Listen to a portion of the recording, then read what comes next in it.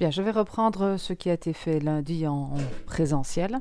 Donc, j'ai distribué les fascicules concernant les fonctions et comme je vous l'ai expliqué, donc on travaille avec une petite partie du chapitre des fonctions puisque certaines choses n'ont pas été vues en troisième, donc on va les reprendre calmement.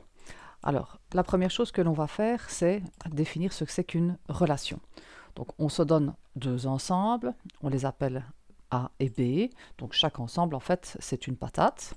Donc, je vais dessiner deux patates. Voilà.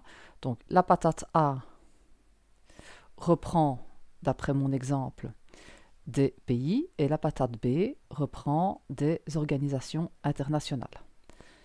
Donc, voilà mes patates. Donc, dans la patate A, j'y trouve l'Allemagne, la Belgique, le Canada, le Danemark et l'Égypte. Dans la patate B, j'ai des organisations internationales. Donc l'Union européenne, tout le monde voit bien ce que c'est. Le Benelux, donc Benelux, c'est Belgique, Netherlands, donc les Pays-Bas, et Luxembourg. Communauté des États indépendants, ça c'est moins évident. Donc je vous explique brièvement, c'est un petit peu de géo. Donc vous connaissez la Russie comme étant un pays, vous connaissez l'Ukraine comme étant un pays. Donc ces pays faisaient partie d'une immense entité qu'on appelle toujours l'URSS, l'Union des républiques socialistes soviétiques, qui était donc après la guerre, un et un seul pays constitué de plusieurs républiques. Et puis, progressivement, les républiques se sont déclarées indépendantes, et c'est comme ça que vous connaissez la Russie et l'Ukraine, par exemple, comme des pays à part entière. Et puis il y a eu une période intermédiaire où quelques républiques se sont groupées pour constituer la communauté des États indépendants. Donc c'est dans ce contexte-là qu'on est en train de travailler. Et donc une relation de A vers B, c'est un ensemble de couples. Donc je vais écrire l'ensemble de couples. Et ces couples trouvent leur origine dans A et leur extrémité dans B. Donc je vais sortir mes petites flèches. Donc l'Allemagne fait partie de l'Union européenne. J'ai donc un premier couple qui est constitué de Allemagne comme origine et l'Union européenne comme extrémité. Ensuite, la Belgique fait partie de l'Union européenne. Voilà, donc j'ai la Belgique, Union européenne.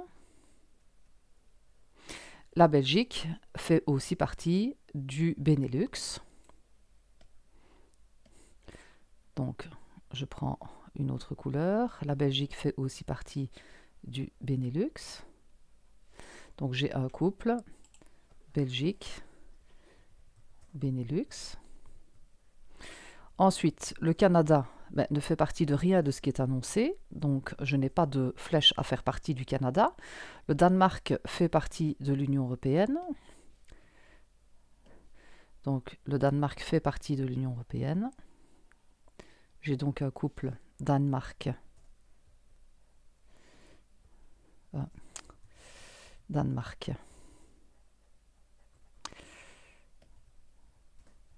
Union européenne. Et puis je m'arrête là parce que l'Égypte ne fait partie de rien du tout. Donc une relation est un ensemble de couples dont les origines sont dans A et les extrémités dans B. Je viens donc d'écrire la relation. La relation fait partie de A vers B et détaillée par ici 1, 2, 3, 4 couples. Maintenant, ça c'est la définition de départ, ce que c'est qu'une relation. Maintenant, évidemment, on va parler de fonction. Alors, une fonction de A vers B, c'est une relation de A vers B, donc il faut comprendre ce que c'est qu'une relation de A vers B. Mais cette fois-ci, chaque élément de A est l'origine d'O plus un couple. Alors, du vocabulaire en français, O plus un couple, donc O plus, le synonyme le plus courant, c'est au maximum. Donc, au maximum un couple. Donc, ça veut dire que chaque élément de A est l'origine d'aucun couple. Ça arrive ici par exemple pour l'Égypte ou pour le Canada. Chaque élément de A peut être l'origine d'un couple, ce qui arrive ici pour le Danemark. Mais si un élément de A est l'origine de plus qu'un couple. Donc au maximum un couple a-t-on dit. Donc si c'est plus qu'un couple, alors il ne s'agit pas d'une fonction. Alors on va faire la même chose. Donc on va vérifier avec les éléments qui sont donnés s'il s'agit bien d'une fonction. Donc je fais mes patates A et B. Et on va reprendre l'exemple précédent où c'était simplement une relation pour voir s'il s'agissait effectivement d'une fonction. Donc quand on regarde les patates qui ont été faites avec donc ici les pays et les organisations internationales, on voit qu'on a un problème parce que la Belgique est l'origine de deux couples différents. Donc à cause de ces couples-là, eh bien, la relation qui a été proposée n'est pas une fonction. Donc à cause de ces deux couples-là, on n'a pas une fonction. Donc dans l'exemple qui est proposé pour une fonction, on va évidemment vérifier qu'il s'agit bien d'une fonction. Donc dans la patate A, j'ai des villes, j'ai Liège, j'ai Anvers, j'ai Paris, j'ai Venise et j'ai Cologne. Et donc dans la patate B, j'ai prévu des pays, la Belgique, l'Italie, la France et l'Espagne. Voilà. Et donc, je vais faire les associations. L'association qui est proposée, c'est « est une ville de A vers B ». Donc, je fais la même chose. Donc, je vais prendre Liège. Liège est une ville de Belgique. Et on est d'accord, Liège est seulement une ville de Belgique. Donc, je vais écrire ce couple Liège-Belgique dans la relation « est une ville de A vers B ». Donc, la relation en question, grand R, et voilà. Alors, Anvers est une ville de Belgique aussi. J'ai donc un couple Anvers-Belgique. Je reprends la ville suivante. Donc, Paris est une ville de France. Donc, j'ai un couple Paris-France.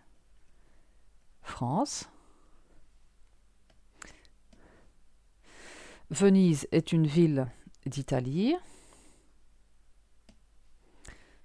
Venise est une ville d'Italie. Voilà. Et Cologne est une ville d'Espagne, sauf que l'Espagne n'est pas prévue. Cologne est une ville d'Allemagne. Et donc, comme l'Allemagne n'est pas présentée dans la patate B, forcément, je n'ai pas de couple qui commence par Cologne. Voilà, donc je m'arrête là. Alors, est-ce qu'il s'agit bien d'une fonction? Je regarde. Liège est l'origine d'un couple, Anvers, origine d'un couple, Paris, origine d'un couple, Venise, origine d'un couple, et Cologne, origine d'aucun couple. Donc, il s'agit bien d'une fonction. C'est un exemple qui est pertinent. Donc, ça, c'est bien une fonction. Alors, jusqu'à présent, on a l'impression de ne pas avoir fait beaucoup de maths, et pourtant... Mais on va avoir un petit peu plus l'impression de faire des maths quand on va définir ce qu'on appelle une fonction réelle.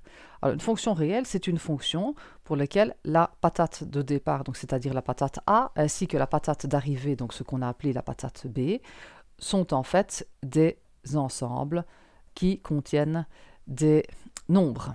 Donc, la patate A, j'ai ici mis 0, 1, 2, 3, 4, 5 et en collant un peu, voilà 6.